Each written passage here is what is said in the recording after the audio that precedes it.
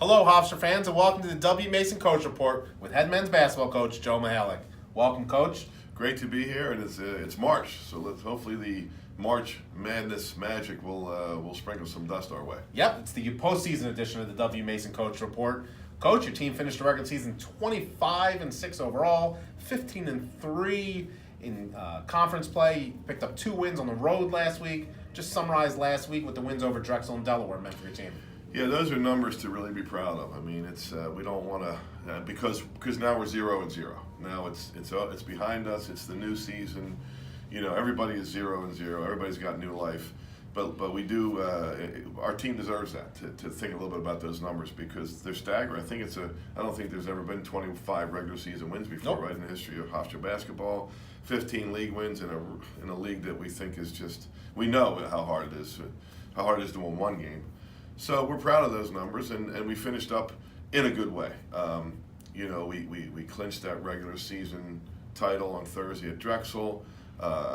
Give Drexel all the credit in the world for this. Outplayed us, outcoached us, you know, out-toughed us, etc. But we still found a way to win. But we also knew that we didn't play, you know, our best basketball. But Saturday we did. Saturday we did at Delaware. We just had that bounce in our step.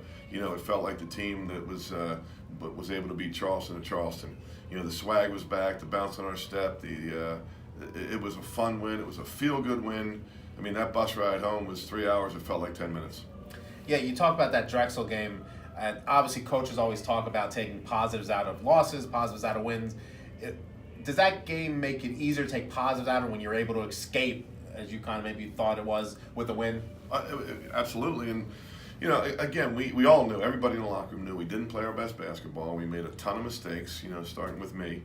But at the end, in the locker room, the commissioner came in and gave us the conference regular season championship trophy. I mean, you got to be proud of that. So we were and we are, and you know, and then we went to Delaware and had a game where we just were clicking and rolling and feeling good, and everybody played well. So we ended the season with a really good feel, a really good taste in our mouths. Yeah, you mentioned the commissioner coming in and giving you guys a trophy. Did you feel that maybe relieved a little bit of the pressure that had been building in February heading into that Delaware game? Yeah, maybe. You know, you know, it's a long season. We probably had 11 days that weren't our best basketball, but you know, however many other days there were, we played so doggone good. But yeah, you know, I think I pointed already to the win at Charleston 2 weeks prior, and you know, maybe we did subconsciously just think like, okay, we beat Charleston at Charleston, we got a 3-game lead, and look at the schedule and you figure like the job is over, and it was far from over. And we learned. You know, this has been a season where everything that we needed to happen has happened to us. You know, we probably needed that tough loss out here to JMU. We probably needed that heartbreaking loss. We probably needed that loss to the pain of that loss to know how much it hurts to lose. Just like on Saturday, we needed a feel-good win going into the playoffs, and we got that too. And you keep talking about that feel-good win on Saturday, 92-70 over Delaware. The perfect way to end the regular season. Your team really dominated an opponent on the road. Got a lot of great performances. Justin obviously played really well. Jaquil continues to be just the biggest surprise you could have hoped for this season. And then obviously the usual other suspects. How good did that? You mentioned it. How good really did that win feel? Yeah, everybody to a man. Everybody really contributed and had a very, very good game. You know, Jalen coming off the bench. You mentioned Jaquil. Danny Dwyer was in there battling with Carter, who's a terrific player. You know, de jour was de jour and filled up the stat sheet, and Elijah Pemberton's just become a beast. So, you know, it's a good group. You know, they're feeling good about. They love playing together. They play. This sounds a little corny, but they really do play for each other. And now it's, as I said, we're 0-0, and it's time to get down and see if we can't, you know, have a really good postseason, and because the regular season's over. So you are 0-0. Your next game will be Sunday at noon in the quarterfinals. You'll play either Towson or JMU.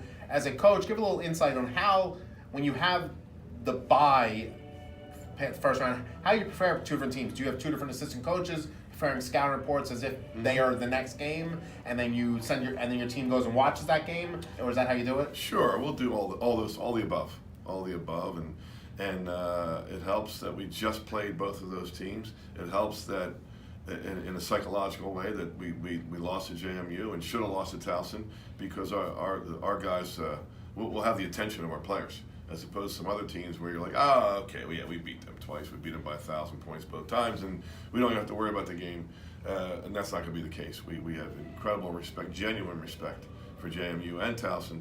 And, because we were, again, lucky to beat Towson here and lost to JMU right outside this window. So, but we'll do all these things. We'll prepare for both teams, and more than that, we got to prepare ourselves for that game at noon.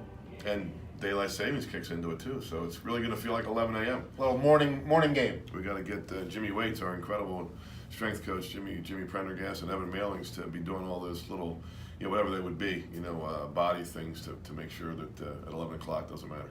What do you find is more of a positive in terms of preparation?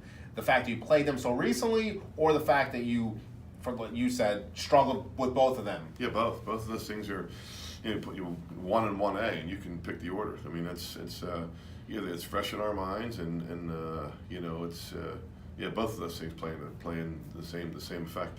Well, Coach, we wish you good luck this week, and hopefully we'll talk to you next week celebrating a title. Well, it's win one, buy one. I mean, as John Chaney used to always say, it's a postseason. If you win one, you get to play another one. If you don't, it's going to be a horrible feeling. But like I said, we're feeling good about ourselves, and we'll get down there and see what we can do. Good luck, Coach. Thank you. And thank you for joining us in the W. Mason Coach Report with head men's basketball coach Joe Mihalich.